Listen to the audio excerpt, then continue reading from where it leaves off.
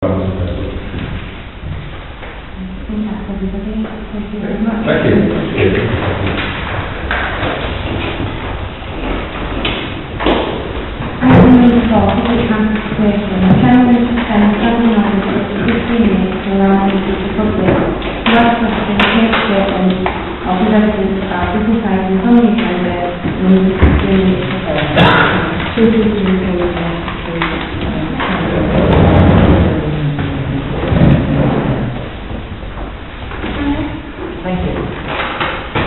Yes, I come to speak about the retrospective planning application to 1 to 4 Yard, which is next to the salt marsh down at Calabec, to install 2-metre high Gagalian baskets filled with bricks and stone and backfilling behind the Gagalian back to the original river bank, which is quite a substantial area and has already damaged quite a considerable lump of salt marsh, which is a very special area which I've explained.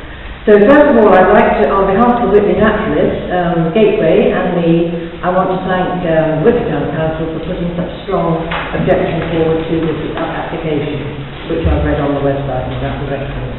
I assume that you, all you councillors, are aware of the history of this issue, but in case you're not, it's a very brief thing that I'm going to tell you. Mr. Wrigglesworth, the owner of the property who's put in this application, commenced work in the river, which is in the conservation area, about 3 years ago, filling Gagalians with old bricks which were damaged, and those old bricks would damage the ecology of the area. He then removed the bricks as it was a planning condition for the new development that he was putting into the 3 cottages by Spittle Bridge to use the old bricks that he'd taken away from the brick building that was there. So the bricks went and we all raised a big cheer that unfortunately has now gone back in again. With different bricks, but still with mortar on them, and that's important. SPC issued an enforcement notice to remove all materials from the river in December 2017. Mr. Wrigglesworth appealed against that notice, which was then went to the planning inspector, and it was refused. The planning inspector refused it. So that appeal failed. In June 2018, he put in this retrospective planning application, to which we all objected. The naturalist and others are far more expert than I am in environmental issues in this matter, and Dr. David Minton, the chair of the naturalist, is here, and he will be speaking as well on this issue.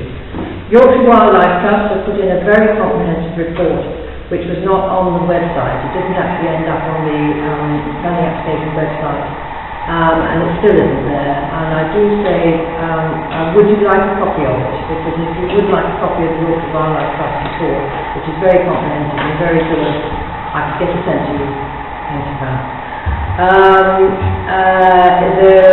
there are, my main concern is, however, that if planning permission is granted, it will continue a dangerous precedent. There are far too many examples of work undertaken in conservation areas and then retrospective permission is given, and that applies to plastic windows and various other things like that. Mr. Wrigglesworth has claimed that this work is to form a flood defence for his property in Rath Yard. Now this could have been achieved very much more easily and cheaply by simply erecting temporary barriers on the original river bank when a flood warning was put in force, and he would naturally be informed if there was a flood warning right next to the river.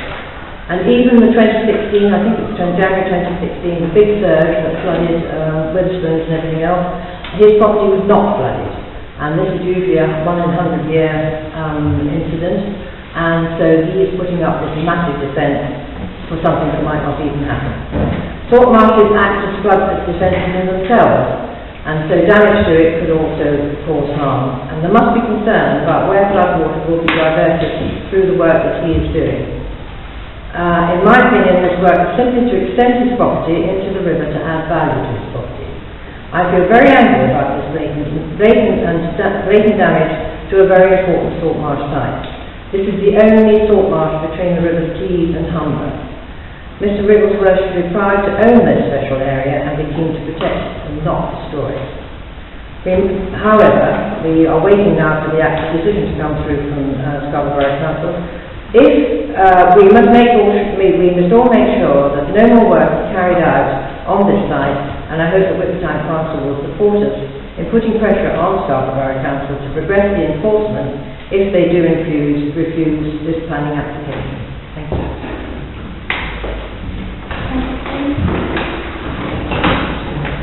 Good evening. My name is... Sorry, do we get a chance to ask a question? No.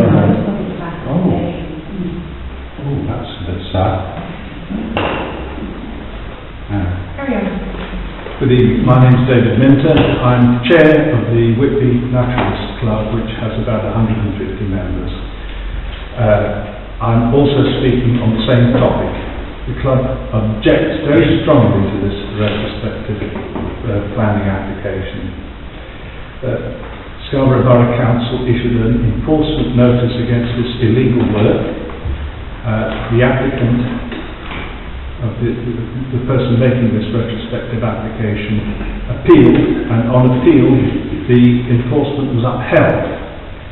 He was told to take these gabions down and remove them. He's done nothing about it.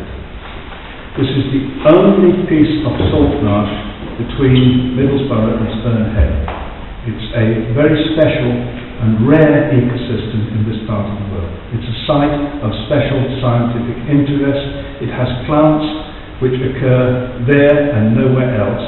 It is a staging point for migratory birds that need salt marsh as a habitat. It's part of the town's heritage. We're a maritime town, and the salt marsh is part of that heritage. His destruction of it, because putting gabions on that salt marsh is covering land there, is introducing contamination to that land, that salt marsh, and flowers which are rare anyway in North Yorkshire are being driven out. They won't have a place to flower, particularly behind where he proposes to infill the land. That will all go as salt marsh if he's allowed to go ahead. As Mrs. Smith here quite correctly said, if this antisocial behaviour is permitted, it will be a green light to others to do the same sort of thing in conservation areas.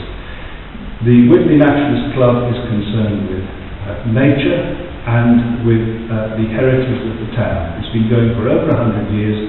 We're livid about it. We're very angry about it. So I ask the council to continue to oppose this retrospective planning application. Make sure it's thrown out. Thank you very much.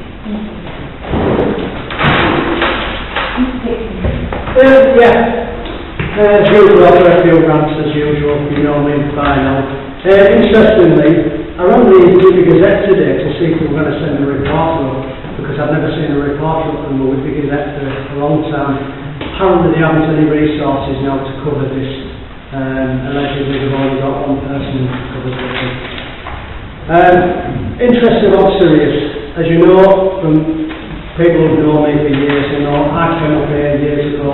I've been to Northern Region meetings, planning meetings at Ravenor, campaigned ardently for Sirius to come here.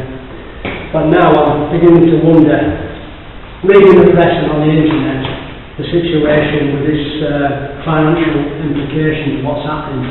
I know I looked at the agenda, Sirius was on the agenda tonight, obviously not going to come till October. This month's crucial month, allegedly, for Sirius for the capital situation. I just wondered what the council thinks, because, to be honest, if Sirius collapses, which it could do, I've worked for a company that went into receivership and was run by Delights for a while, and then it was taken over for a nominal sum. There's an awful lot of people in this town actually bought in, like yourself, bought into the project, and there's I think the figure's 85,000 shareholders, and there's quite a lot of people in Whitby.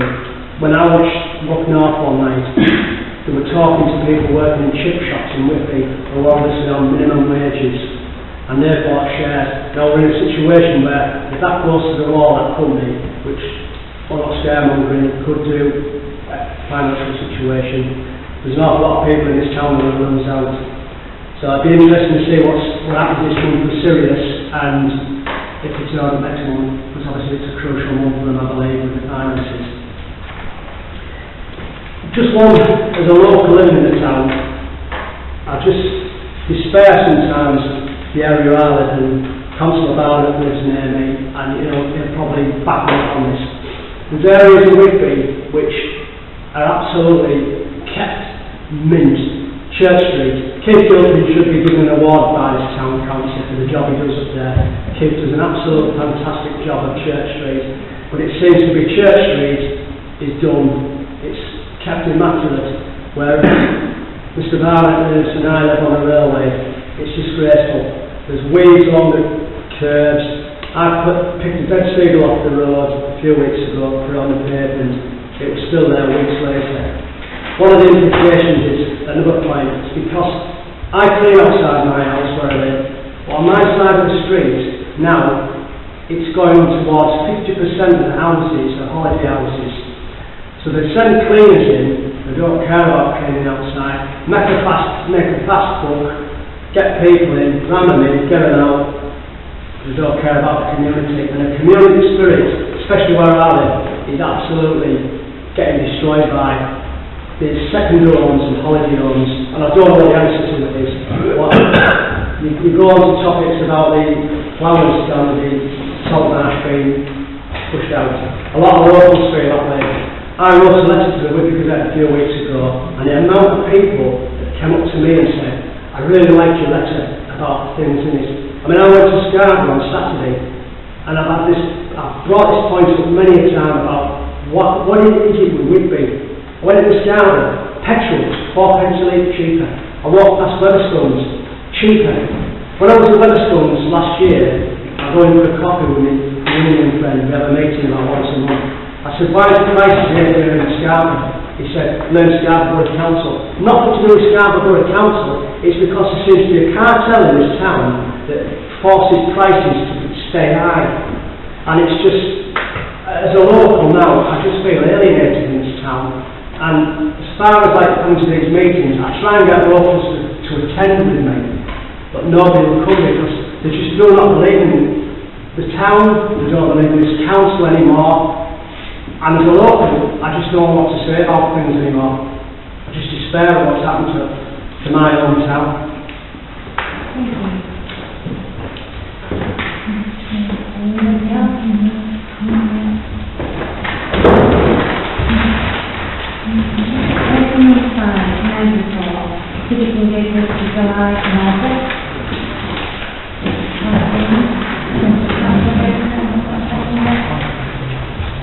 Environmental, all in favor, please speak up. And I'll take on yeah, thank you.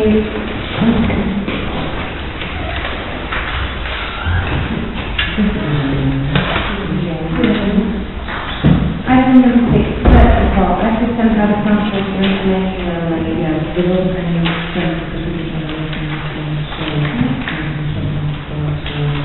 items for circulation information only.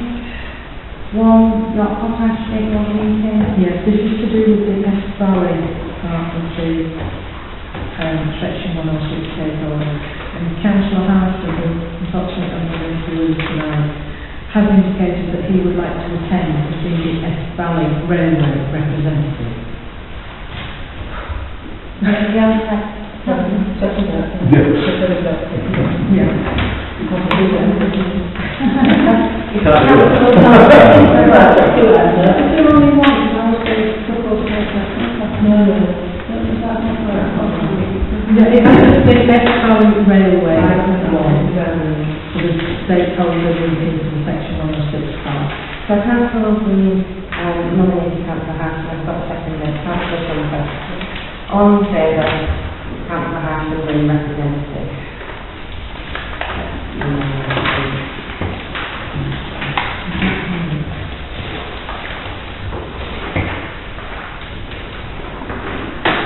Item number 2, Council Hospital Open Day, 4th of September 2019. You know that these are Can I have to receive that? Councillor Coughlin, Councillor Shumper, all in favour of receiving that information.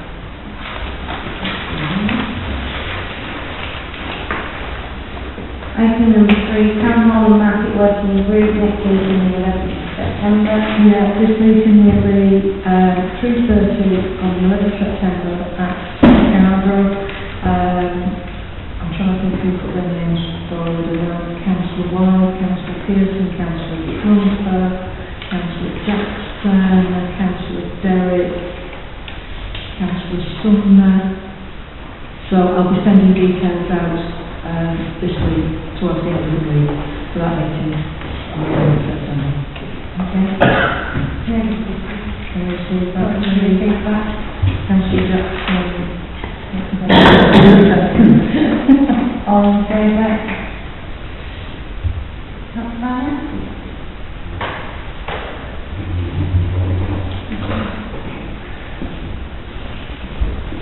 Item number 7, letter received by the Council. 7A, invitation to nominate and nominate the economic saving group. As a member of the Finance and General Services Committee, she's a member of doing this.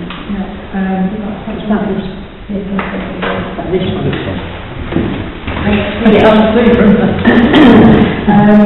Is that the pipeline, as you know? Yes.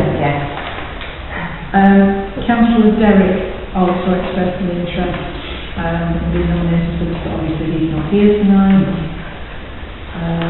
Councillor Turner has also expressed an interest. So, no, I'm going to propose this. Right, okay, so Councillor Trumper, are you proposing somebody or? No, I just wanted to say, in regard to, obviously, the person representing the town council's view. So really, it's quite important on town council. We need kind of policy on this before that person actually goes to the state, whoever it might be, to represent their views. So I'm just saying, maybe one of the committees, get added to a committee to talk, to come up with something and bring it back to the full council. And then we know really where we're going with it. Because obviously if you nominate somebody to attend tonight, there's no point in attending without knowing what the town council wants. The town council haven't got a view on what is going to be discussed, so I need to say about policy. That's the way to move on. So Councillor Trumper got second there, Councillor Turner got second there, maybe Councillor Derrick currently has one. Well, Councillor Turner nominated herself. I was on the second. You can nominate yourself.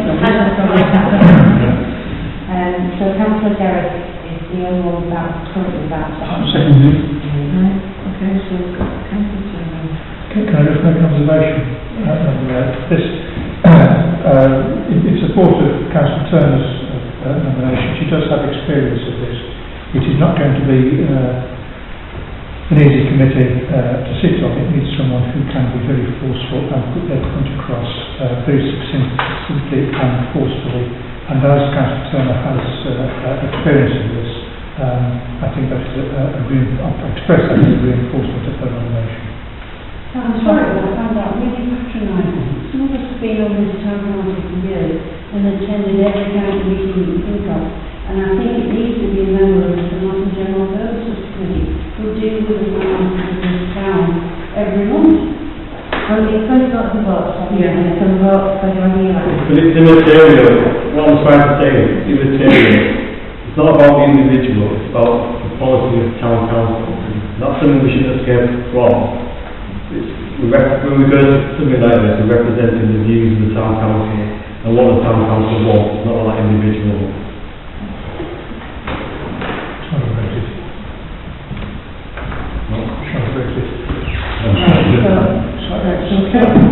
So we've got 3 nominations for council. I'm just going to carry on for building. So, which committee should we say we can? Well, there's 2 committees that deal with it, either the planning committee or the finance committee. That's what I would suggest. Right, as Councillor Derrick put his name forward, he can't actually propose himself because he's not here. Right, but Councillor Jenison has seconded, but he can only propose them. So if you want to put it to the vote about Councillor Derrick, you need a seconder for Councillor Derrick. Councillor Wilde? Yes. Councillor. I was going to say that as a third alternative, possibly town improvement, because this is something that is about promoting the town, basically, and the living conditions and working every day-to-day conditions of the people in this town. Well, this money isn't, it's, the money we're talking about is Section 106 money provided by your potash, which is to be spent in Whitby, making sure that during the building phase that we don't, that there's no effect on tourism, right? So that is what this particular committee is about, right? So yes, it could fall into any of those, it could fall into events, but it's the council to decide tonight, right? Do we want somebody to attend? Yes. Who do you want to attend? And if we nominate somebody tonight to attend, then we need to delegate it to a committee so that they discuss what the council's policy should be on this, and then we take it back to full council. And full council say, yeah, we have I'll to do that. make it, I'll withdraw mine. Okay? So we've still got two. We've still got two, which is Councillor Simper, which has been nominated by Councillor Powell, seconded by Councillor Wilson, and we've got Councillor Derrick nominated by Councillor Jennison and seconded by Councillor Stevenson. So all in favour of Councillor Trumper? 1, 2, 3, 4, 5, 6, 7, 8. All in favour of Councillor Derrick? 1, 2, 3. Abstentions? The abstentions. So Councillor Johnson is a representative. Now, as a second phase of this, which committee do you want to delegate it to? I propose it's delegated to the Finance and General Services. For two reasons. One, obviously the financial situation, and also because Councillor Trumper has chaired both planning and finance, that I think he's the most, totally qualified. He's still chair of finance, so I think because of his qualifications and his experience, that we keep it with the chair of finance. I'll say that. All in favour of finance?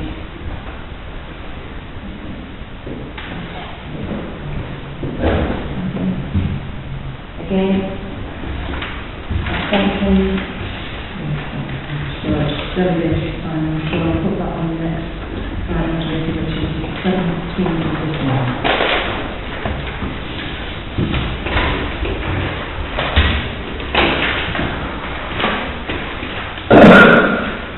Item B, proposed Walton Health Sculpture and to receive information on the project.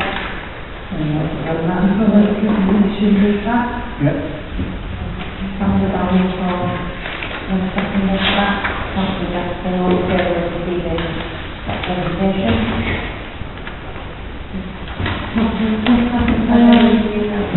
Receiving the presentation.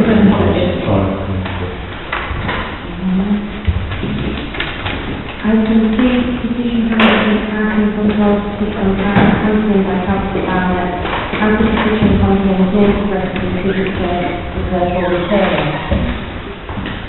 Councillor Barnett.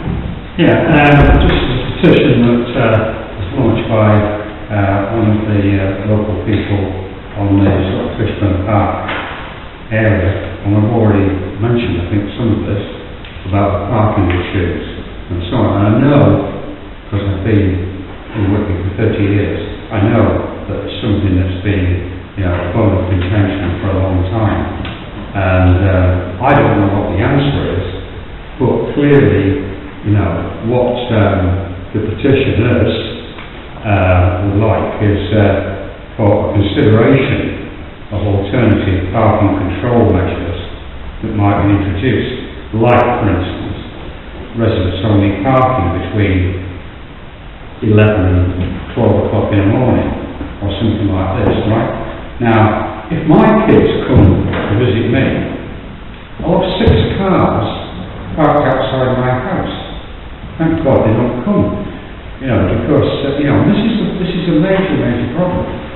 People, not only that, it's not just a question of, you know, I mean, Mr. Dixon alluded to the fact that we've got a huge number now of holiday lets where they come in 2 or 3 cars, and we're a Victorian street, you know, and therefore it cannot possibly cope with the amount of traffic that we're getting.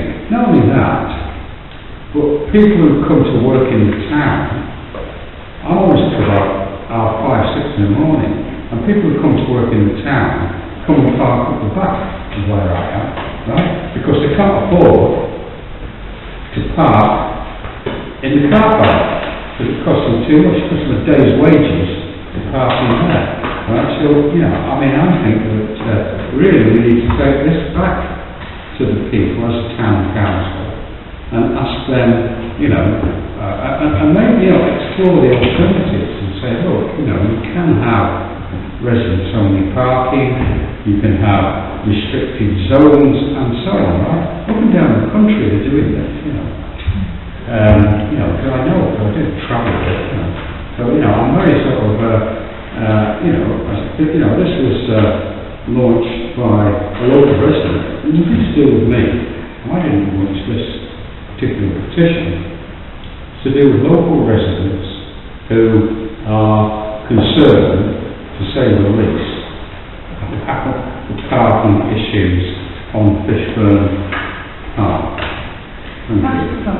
Yeah, I've spoken to the person who did start the petition, and basically his kind of issue is, the problem is basically it's spelled out, but he's asking the North Yorkshire County Council to look at including the railway back into the permit term, where it was taken out when the permit term was introduced 4 or 5 years ago. The railway on Church Street was taken out, but what they're asking is to be included into the permit for residents permit.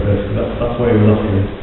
So it's basically asking North Yorkshire County Council to take another look at the permit areas and look at introducing the railway back into it.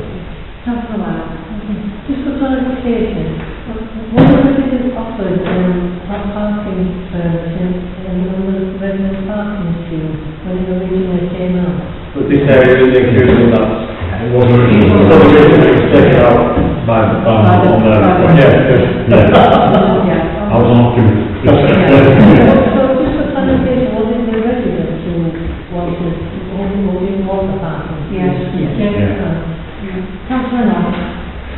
The issue here is that on-street parking, as we all know, comes under the aegis of NYCC. Off-street parking comes under the aegis of Scarborough Council, but I think that both authorities need to work together to keep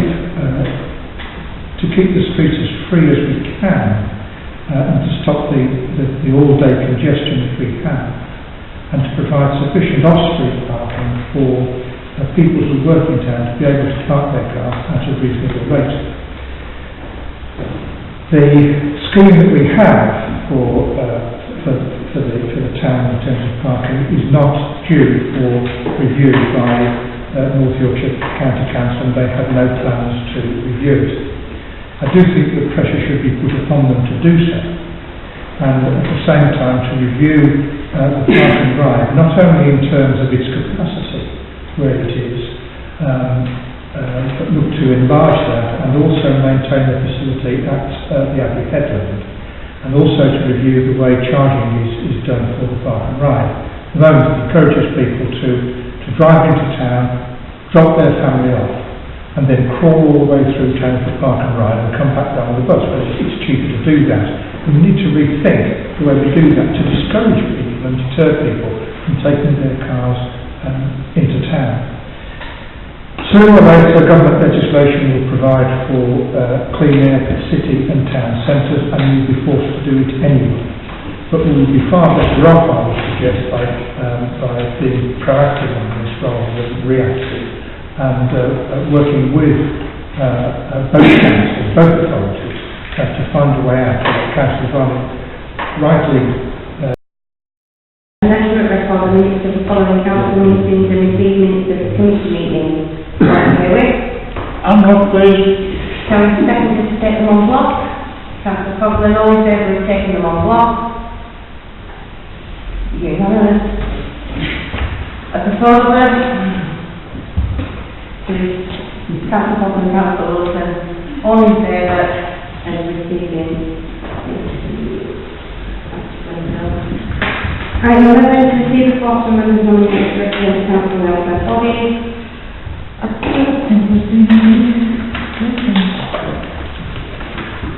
Including awareness, standing items, Palatable 5.5 metres, first, second, third, fourth, 27th, 28th, 29th, 30th September, and proposed to receive those, Councillor Wilson, Councillor Coughlin, all in favour.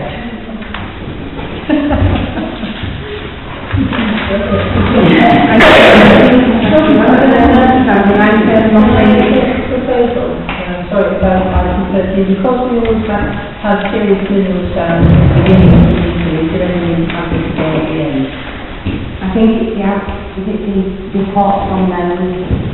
Well, I think if the original reason for putting it on as standing item was that when they were still discussing planning applications and things like that, and it was where we hadn't necessarily got a report, but something else has come up in between. So it's up to you. If you don't want to keep it on the standing item, make that proposal and the council take it on it. So I propose that we remove it as standing item. I'm not second that we're removing it. All in favour of removing item 13 as standing item? That's unanimous.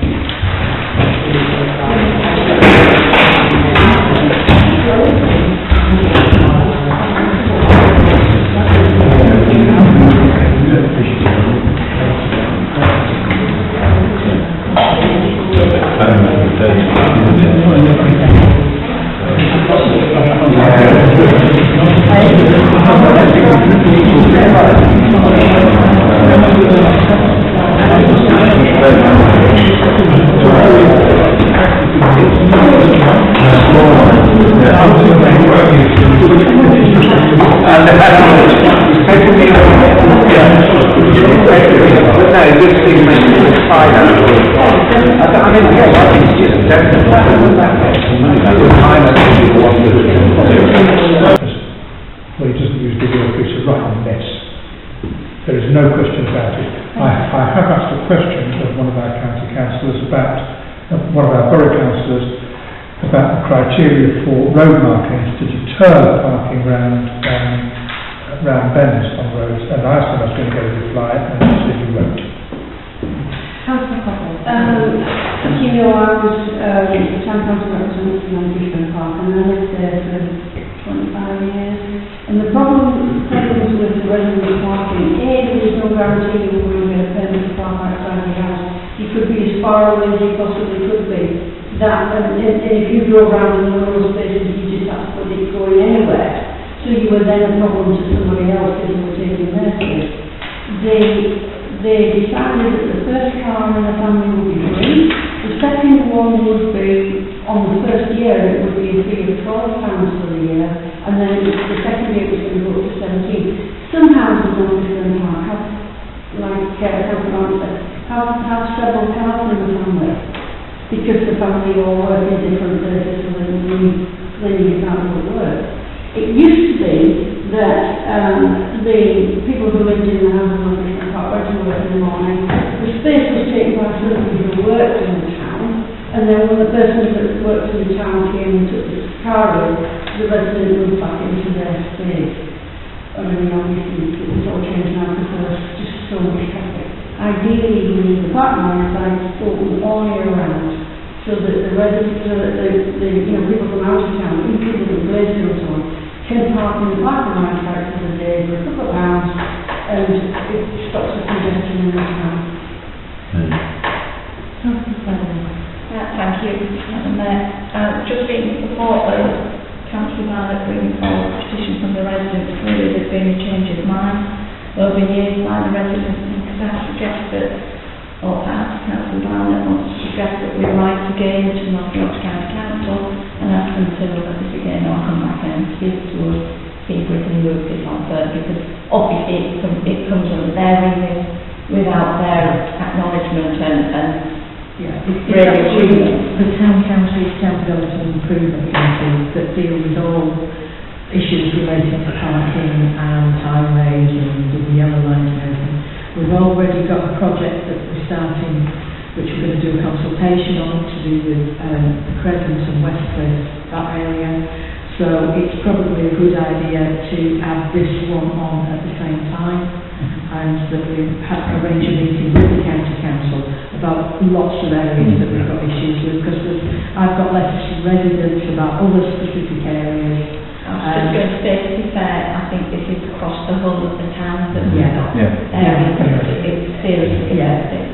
Councillor Jackson. I was just going to sort of come back on the costings and things, because obviously I'm up in Westcliff and we've got the permits. So the first permit was £17 last year, it's now £30. That falls from £30 now.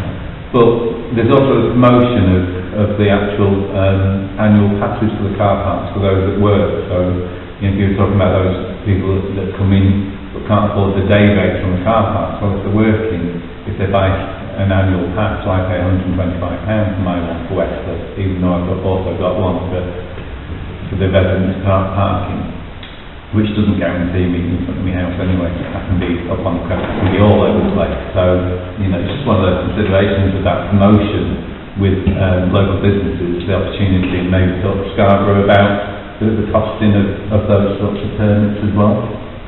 Councillor Knox, do you want to come back in again? Yeah, if we do invite someone from NYCC to a meeting here, I think we should emphasise that we don't want anyone from Highways Area 3, what we need is a portfolio holder. Councillor Barron. Yeah, I agree entirely with Sandra. I mean, what we really need is to rattle some cages to get an overall review of traffic management, parking, park and ride.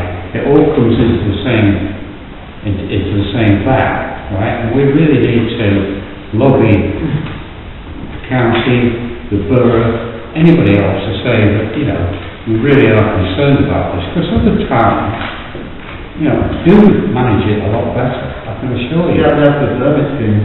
Sorry? Yeah, that's the permit scheme in the town. Well, you know, I'm talking to you through that. You know, but what we have to do is, really sort of say, look, you know, let's have a review. Let's have, you know, some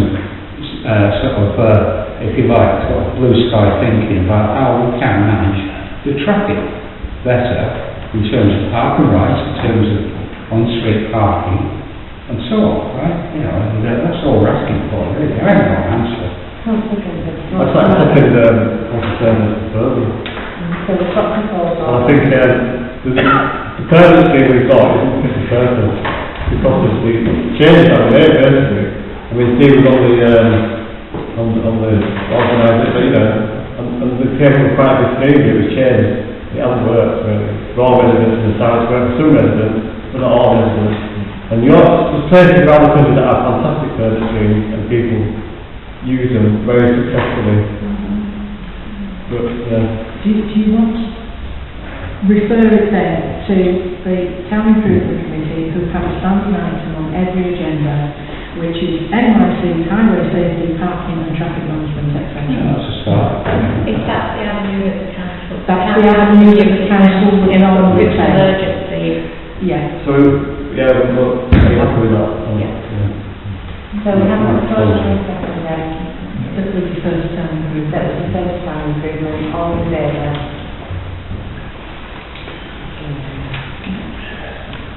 Item number 8, committee recommendations. Consider a decision on the recommendation provided for the committee meeting, property areas, finance, S190/19 approval of payment, members approve payment on behalf of the council for 16th of July 2019, proposed by Councillor Darwin, seconded by Councillor Bogler, and unanimously recommended that the schedule of payments of the 16th of July 2019 in the sum of £43,066.51 as a tax to approve the payments to municipal council. Councillor? Councillor Chairman, second for that. Councillor Rosenthal, in favour. Councillor Barrett, are you in favour? I'm staying because I'm not sure what I'm doing. Which is not unusual for me.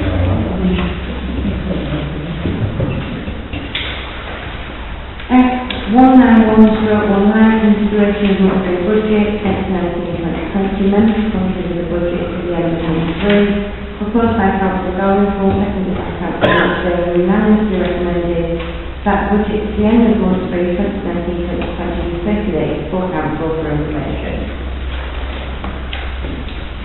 Councillor Stevenson, Councillor Smith, is that Yep. all in favour? Are you abstaining again? No.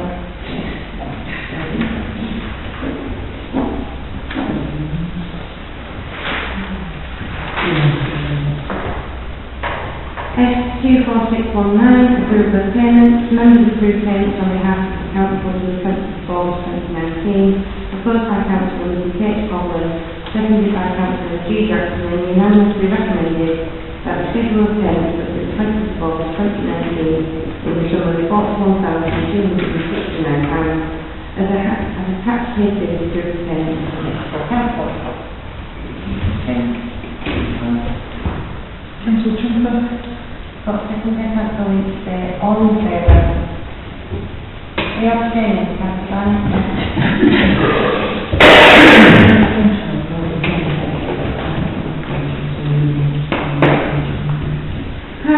HC 109/19, lost the fishery, moved by Councillor Beatrice, seconded by Councillor Mrs. Embleton, and unanimously resolved that Mr. A. Richardson, Mr. N. Edwards, Scarborough Councillor, invited to attend the council meeting to listen to the proposal put forward by Mr. Embleton for the fish market.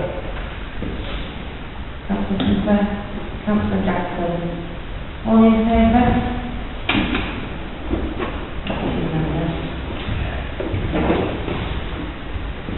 HC 21419, harbour issue, shellfish fishermen, recommends unanimously that Whitby Council support our local fishermen and local fisheries minister, central government including DEFRA and the Marine Management Organisation.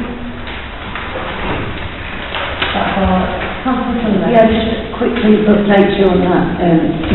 Rob Goodwill is handing all the information over to the incoming gentleman, however long he's doing the job for. Something like that. But I think it's an absolute credit to our guys here that they've taken on board a lot of the recommendations that they put forward. We've had 2 meetings with Robert Goodwill over the last couple of months, had very long conversations with them. They're forming their own association here in Whitby, and everything that they've suggested to prevent the problem from happening again, Robert Goodwill is handing it all over to the new gentleman in question. So just to say, they heard it here first.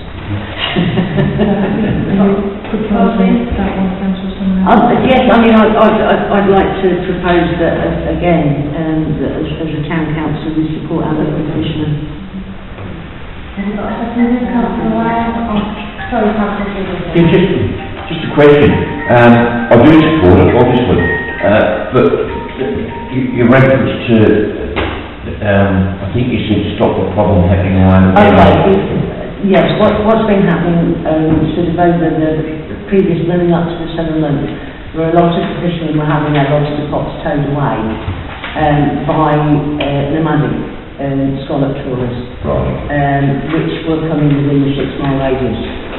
And that's the sort of top and bottom of it. And we've been to Robert Goodwill, we've explained ways, these guys have explained ways that they can put some legislation in place. A lot of it is going to be down to legislation, but he's taken everything on board. And the new fisheries minister will be following that legislation up. Can we put this to the vote then? All in favour?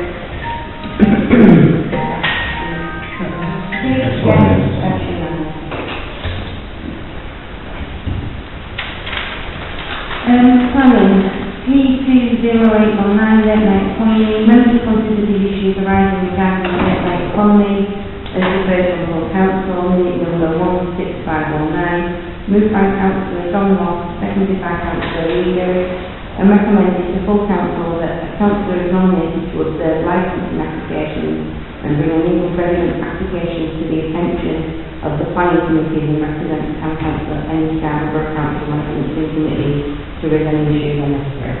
Councillor Wilson. Yeah, we did discuss this at planning, and unless I've got a couple of that, Councillor Knock put himself forward and would like to nominate Councillor Knock to be the representative.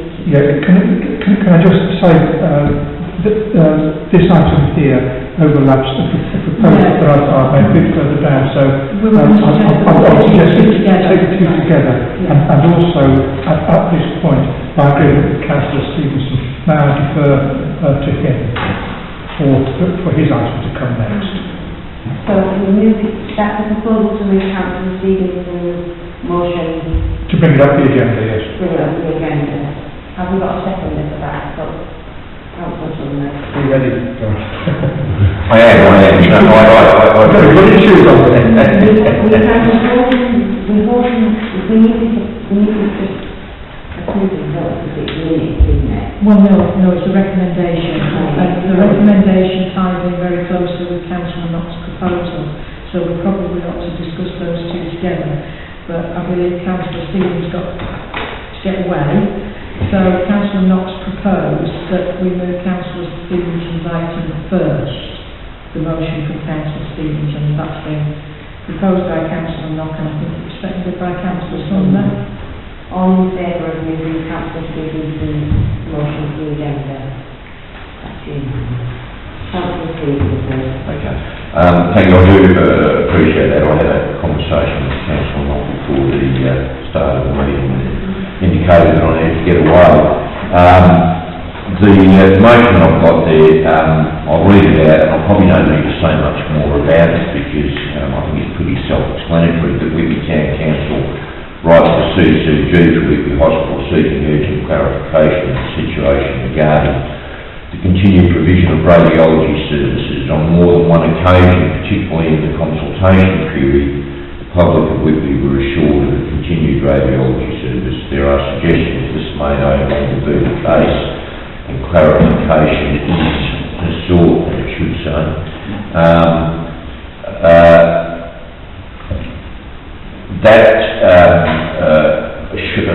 Reassurance, I think councillors will recall, was given to us again when the clinical commissioning group finally agreed to come and meet us here.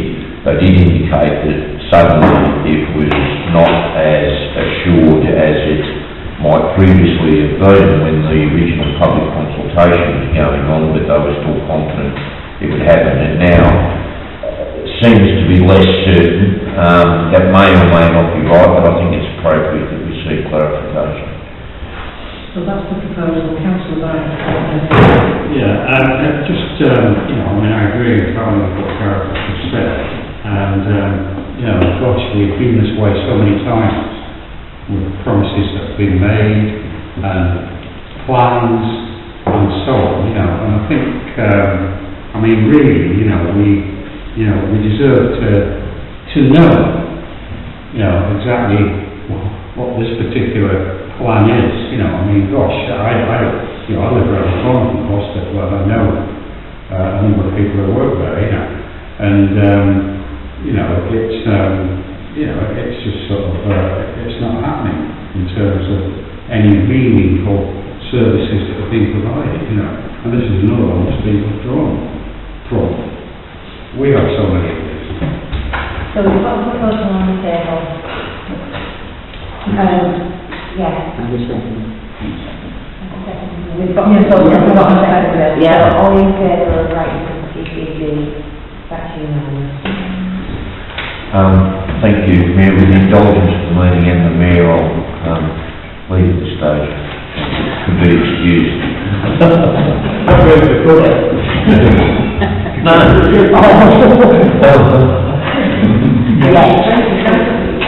That's the way.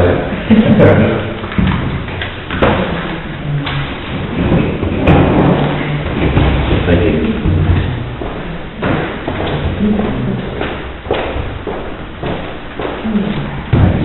So we now go back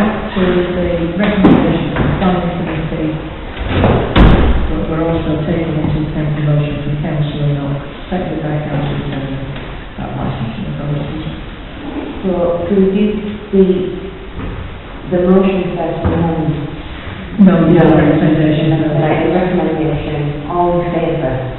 The recommendation is the full council that the council has nominated will serve as We're just looking at 2819 now.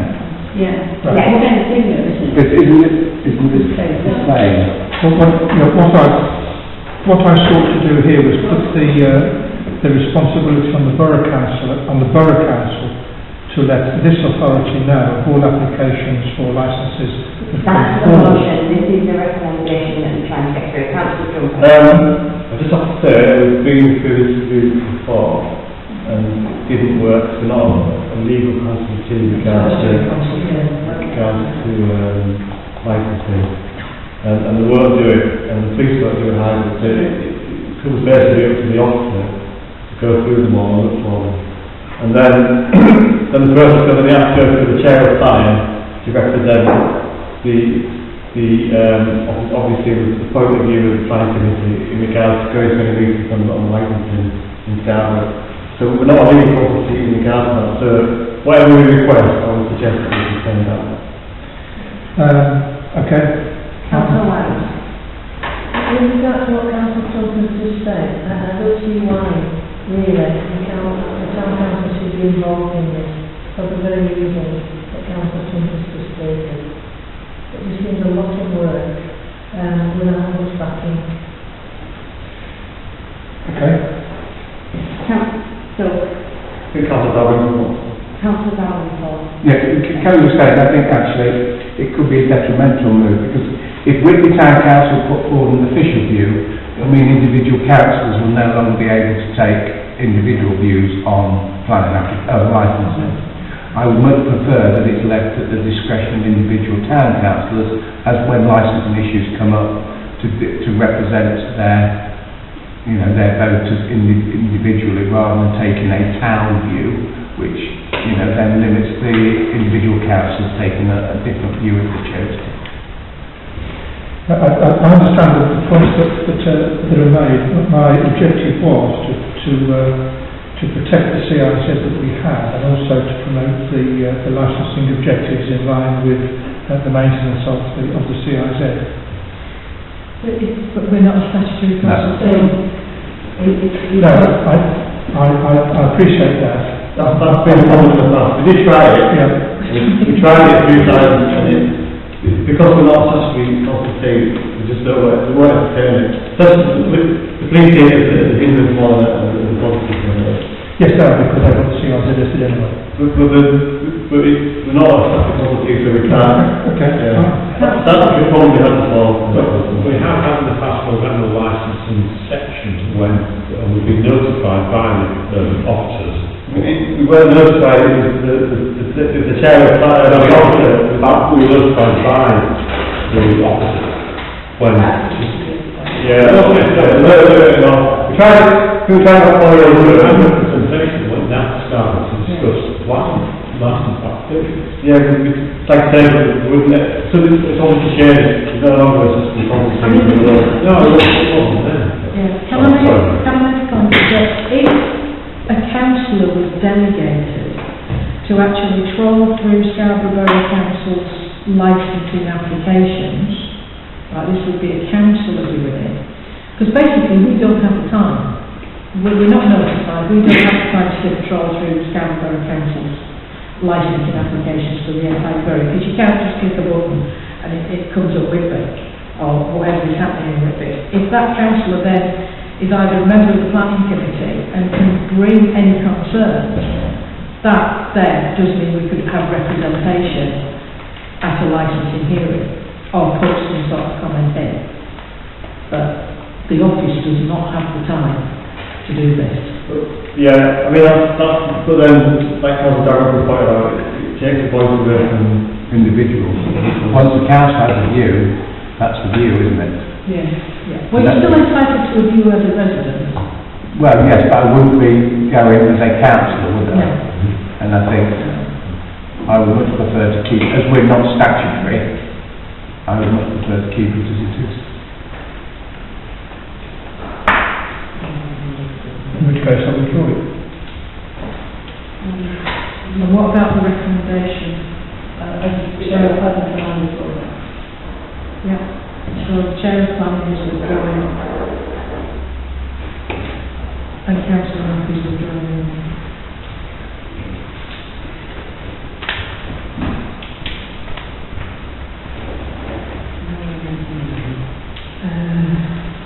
Yeah, we're on 9A, which is the proposal about the questions of verification and negative reports.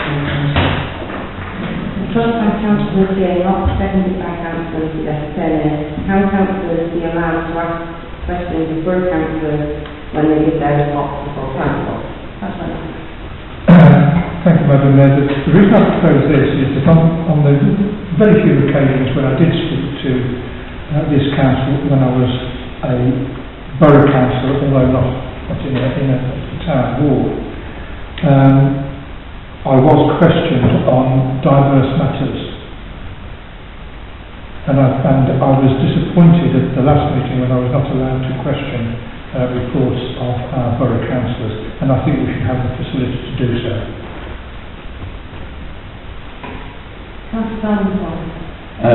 I don't think we should have the ability to question them. Correct me if I'm wrong, but we have invited borough councillors to this meeting to give a report. It's their view of events as Scarborough Council, and therefore I don't think we've got the right to question their views. And also, would it not then lead us into the point that if we start questioning them, we will start raising items that are not on the agenda for discussion? Yeah, I think Councillor Darrell got a good point. I think, but also, I see where Councillor's coming from, but I think what we need to maintain in town council is a non-political. The concern I have is that it has been a political debate at the beginning of the meeting, and that's something that we shouldn't be going down as a town council. However, we used to have a surgery period before the meeting starts. Would that be a good time to question any borough councils and council councils that come along before the meeting starts? So we have a surgery period, and obviously we start with the borough councils and council councils who represent Whitby. They come in, we have after our surgery period that we can question them on things, and then it's up to them in the meeting themselves to just give you a report as you would normally do as a borough council at your parish or your town. I mean, would you kind of agree to that? Yes, I would certainly agree to that. I question that we would ask them about their views and their opinions, but we could certainly ask them about policy and what action the authority was taking about given issues. Rather than say, I disagree with you about that. That's not what we should be doing. I would agree with you there. Thank you, Madam Mayor. It was just really, from my point of view, the reason that I agreed to second this proposal from Councillor Moss was that when the Borough Council gives their report, and I certainly don't intend for this to be a political agenda whatsoever, because it shouldn't be. But if a borough councillor is giving a report, then it is sometimes useful to seek clarification on a certain area within that report. And from my mind, it's purely to go down that avenue, that councillors around this table may just want to know a little bit further information. But as it stands, when the borough councillor gives their report, we have no avenue whatsoever to go down to seek that clarification or further information on a report. So, I think the word council not made the point I was trying to say. If we start raising questions about policy, if they are not on our agenda, we should not be discussing them, and if they are on the agenda, they'll be discussed at that point. absolutely. I agree with Councillor Turner to a certain degree. It is quite good to be able to, I mean, if there's any way that, and I know it's time constraints, but if there's any way that we could have a brief report before they give their report, and if there is that stage, as Councillor Trump said, where there was a surgery before, it could be a time then to ask those questions. So I'd like to propose that through the surgery at the beginning of the meeting, before the meeting starts. Well, we've got a proposal already, Oh. right? Are you looking for an amendment to the proposal? Yes, Moved by Councillor Knoll. I seem to support it. In the Royal Parish Council still hold a surgery before their monthly meetings with borough councillors and with parish councillors, and they have been very successful. Yes, so you're proposing your own amendment to this? Now I'm supporting Phil. Because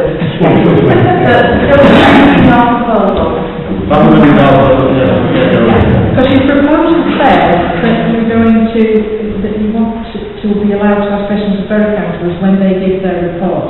You are making an amendment to that and saying, instead of making when they make their reports, that you will meet with them before. As a day in the surgery. In a surgery environment, which is before the I thought that you were going to my proposal again. Right. Well, whichever of us. we will both have a It's an choice. amendment to your original proposal. Yeah, very true, yeah. Right. Yeah. So that one, yeah. John's views on that one. Right, okay. So it's going to be questions prior to full council during the half-hour period from 6:15 to 6:45. Yeah.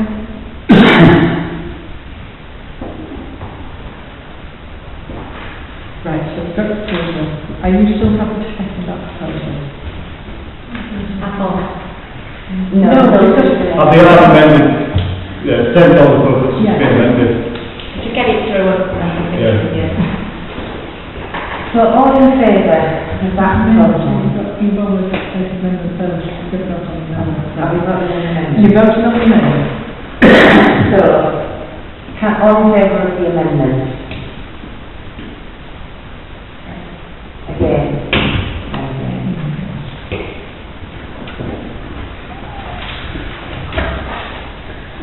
Motion favour of the motion.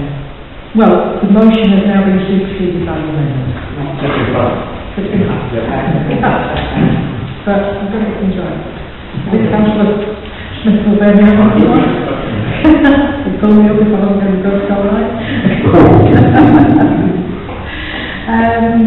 Right, you want to use? Yeah, B. Proposed by Councillor Jane, seconded by Councillor Secretary, the Borough Council to provide public conveniences in Scarborough at a total cost of £109. Should be 1,000. Yeah, we kind of got it right. It's like the most of mine to do, but it didn't actually. And which will be free to use. This is an unfair burden on which the council taxpayer feels has to pay for use of its conveniences in Whitby, and I'm now being asked to fund use in Scarborough which will be free to all. Therefore, this authority should demand reimbursement in proportion of which town residents to the total population of the borough. Such money is reimbursed and may be deducted from the free sector. Councillor Wilson. Right, I can't understand this because the public toilets that are provided by the town council have not cost, apart from the actually paying to use them, have not cost the taxpayers of the town a penny, because they were funded through, they are self-funded. So I don't understand where this reimbursement is going to come. Are we expecting all the locals who have to use the toilet to get a receipt for the 40 pences and add them all up and send them to Scarborough? Because, you know, you're talking about the proportion, do all the residents use the toilet, do they all have to pay 40p? You know, where's this money? It's sort of magic money. Yeah, just another point that obviously when we took over the toilets, the value of the toilets that they transferred to Whitby with freehold would probably considerably be more than £109,000 to pay for sites and Java. Plus we have 99-year leases on 3 other toilets which have a value. That 99-year lease has a value. So that was given to us by the Borough Council. So we have had our share of whatever pot they were. And they also provided a brand new facility on here. Yeah, we as Whitby residents still have to pay to use the conveniences here, whereas residents in Scarborough don't. Well, you don't hear it if you use the marina tunnel, though. It's not still free. Well, for a considerable number of the units, there has to be payment to use them, which is not the case for these in Scarborough, and I just think it's unfair. That's why I make this proposal. Yeah, I agree with that, because basically, from the overall concept that we're getting to the borough, we are financing the free toilet. And that is why we're asking for this rebate and such. Yeah, I mean,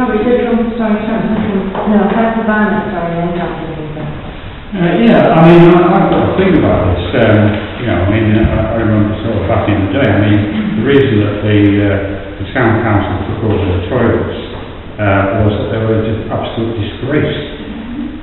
They were shocking. I wouldn't even take my dog in. Now,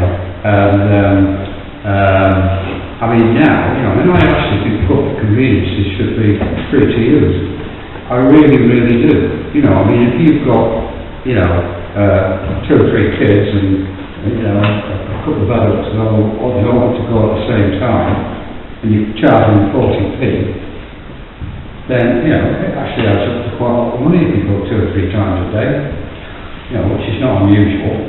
So, I can understand, I know that the town council worked very hard on this,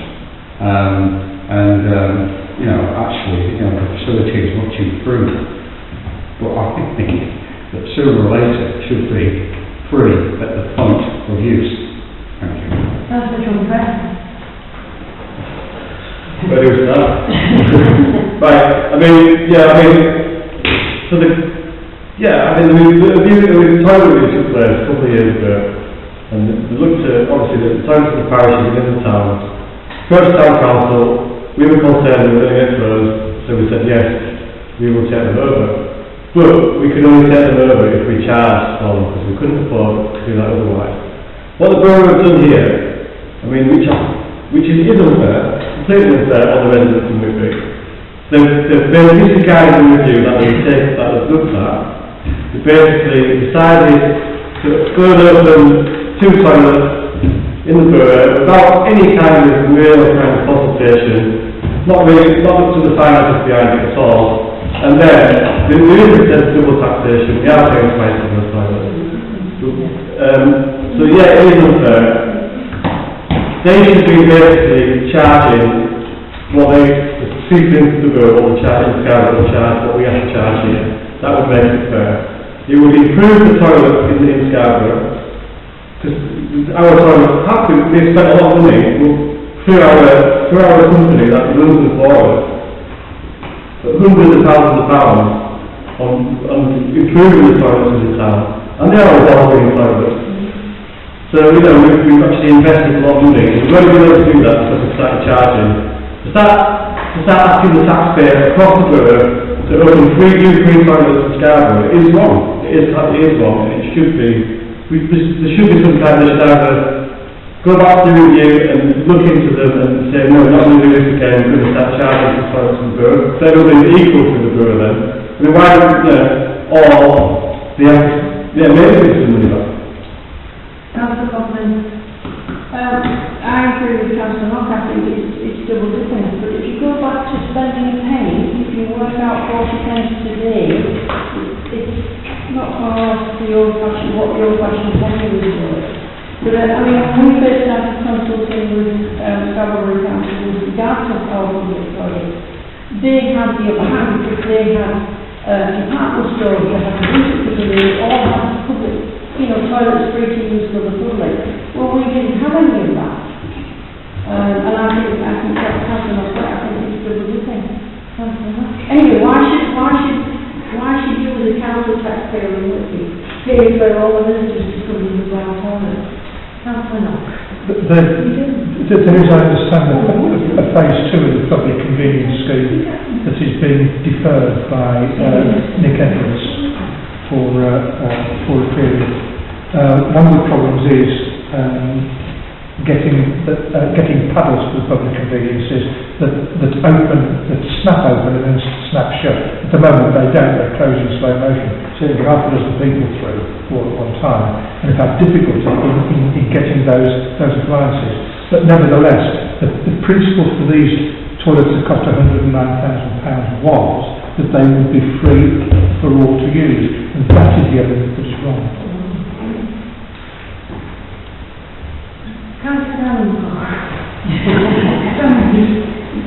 Can I recommend it? Should this be referred to finance, and they look at the issue and come up with a recommendation as to whether or not we should be applied? And can I just make the second point, that if we do that, I'd make the second one, that any money reimbursed, we should ask the finance committee what we should do with that money, rather than say it's definitely going to be deducted from the precept next year. I think if we give finance group the responsibility of looking at this and deciding, making a request to Scarborough Council, which I think I would support. That's the amendment. Well, we didn't actually go to our finance committee to... No, because council's not brought it down. Oh, right, It's the council, you say, rather than to the finance committee, so... Is that a proposal for the moment? It's an amendment, a proposal for amendment that goes to the finance committee. Second that then. Yeah, that your proposal goes to the finance committee to sort of look into the bones of it and get some figures there. So you're quite happy with that? Yeah. Happy with that? Yeah. Well, again, councillor Turner's recommended this proposal. How would she happy or would she... Oh, I like it.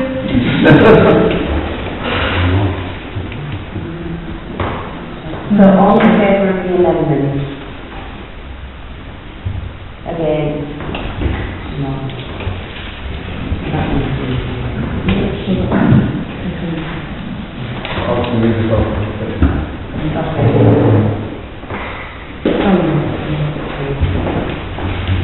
Proposed by councillors with education and seconded by councillors Stephen Whitby that the town council will consider supporting the testimony of an armed forces breakfast club in Whitby in association with the organisation. No, sorry. Could you explain it, please? So we took it from Major Pat Ralph. Major Pat Ralph from The Yorkshire Regiment, Yorkshire Regimental Association. So we had a chat about who's updating us on some of the things that were going on, and there's quite a lot of armed forces breakfast clubs going on in the country, and there is some external funding to establish one thing, and it's basically for veterans as a peer support, so they can go along and have some breakfast, have a chat. He said he's worked in other areas where he's been helping get people back into employment that have come out of the forces and they're looking for a job. That's the thing. I'm sorry, no, I was just indicating to speak after you. It's also linked in with, a new facility being set up by the government called Veterans Gateway. By getting these breakfast clubs set up in different areas, and then they tap into the Veterans Gateway, which will then be able to provide them things like information on housing, benefits, and all that sort of thing. So it's really about spreading the word of what is available to veterans out there, and giving them somewhere to go, young or old, because obviously we've got older veterans who may have lost family or whatever, and also lots of like to meet with their old mates and things like that. So I had kind of a bit of a brainstorming session with Charlotte and Bristol socially with regards to this, and this kind of fits in with their remit in the initial period that they can give you some funding to go to get going until you, and if it fails, you haven't chucked any money into it, but if it succeeds then you can go to the external funding. I just think it would be a really good idea. We considered, he mentioned a lot of them are in Wetherspoons because they're quite big supporters of the armed forces breakfast clubs. He was a bit umming and ahhing about whether Wetherspoons would be the best place with the alcohol. Well, we were thinking Peckies and Becky's ballroom because they're quite easy. It's someone else at all. Councillor Trumper as a veteran has already been attempting to set something up, which is why he's declared an interest at this point. But obviously he knows quite a lot about it, so... So if you want to have a bit of a debate, and then if no one's just then standing on and let Councillor Trumper just come in. Councillor Turner. Yeah, I was just going to say, I think it's an excellent initiative and we should be fully supporting it. And then I was just going to follow up with, do we know how many veterans we've got in town? Equally, would this be open to any veteran, not just a resident of Whitby? Yeah, because we get quite a lot of travelling vets coming through, so yeah, that's where the gateway thing comes in, doesn't it? Councillor Sumner. Yeah, just wondering, how often do these breakfast clubs happen? Is it a weekly event? It's usually once a week on a Friday morning, he's saying now. Yeah, but it depends on your resources. But I think the idea would be for another group we would give them the support, and we would give them the support in getting totally socially involved and perhaps getting some setup from it, but without the town council actually doing it ourselves. And this is where, you want to listen to council ministers? Yeah, council ourselves.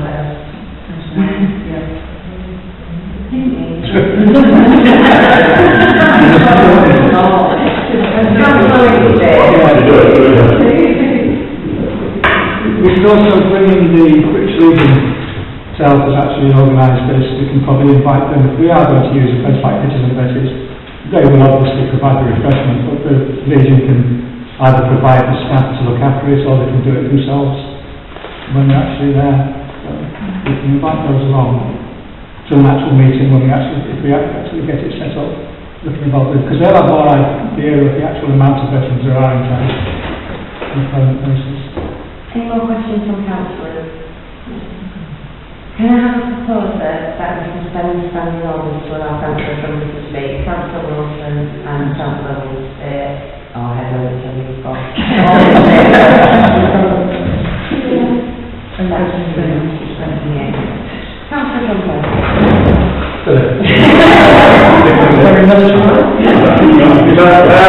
Basically, I've been looking into this with guys in our advisor for the last 2 years. We did set one up a year ago with assistance from Wish, and we did hold it in investors, funny enough, but no one turned up. The reason being is because we felt the way it was promoted wasn't the right way to do it. As me being a veteran, me being a serving sergeant in the RAF, we felt it didn't really appeal to veterans. So what we decided to re-look at it, but do it in a different way. To use the Veterans Gateway funding to apply for, which we're actually in the process of applying for. I'm meeting again with him next week to push it forward again, to discuss it. We're hoping to hopefully we'll be holding the first one very soon. But I don't think we'll be using, I think Councillor Pearson mentioned Wetherspoons, it'd be more something, that kind of place. Not somewhere like this. It didn't appeal to veterans. Veterans more appealed to somewhere like, where a puppy feel, a bit of where you get together. But also, it'd be open to everybody, all age groups, not just the other group with me at the moment that does over 65 for veterans, and then the Victoria Guidance Centre. That's great for all the veterans, but we're looking at veterans from when you first left, from veterans of all ages, from when you leave up until retirement age, and families, and serving members as well, to include everybody in the military kind of family. Because when you leave, the biggest concern I have is basically it's a transition between service life and civilian life, and it's a big, massive deal for people. Some people just find it quite easy, others don't. So that's the whole idea around the breakfast clubs. There's plenty of them around the country. There's one up in Middlesbrough, there's one in York. So the idea is, once a month, we invite people from Speak, from the Veterans Association. If people need assistance, then they can direct them to where they can go for that assistance. And then, so we're working, so families there, everything really, to bring the fact that the village community and the veterans community together in the town. And there are a lot of veterans in Whitby, loads of us. So anyway, we were asking the town council to support us in that.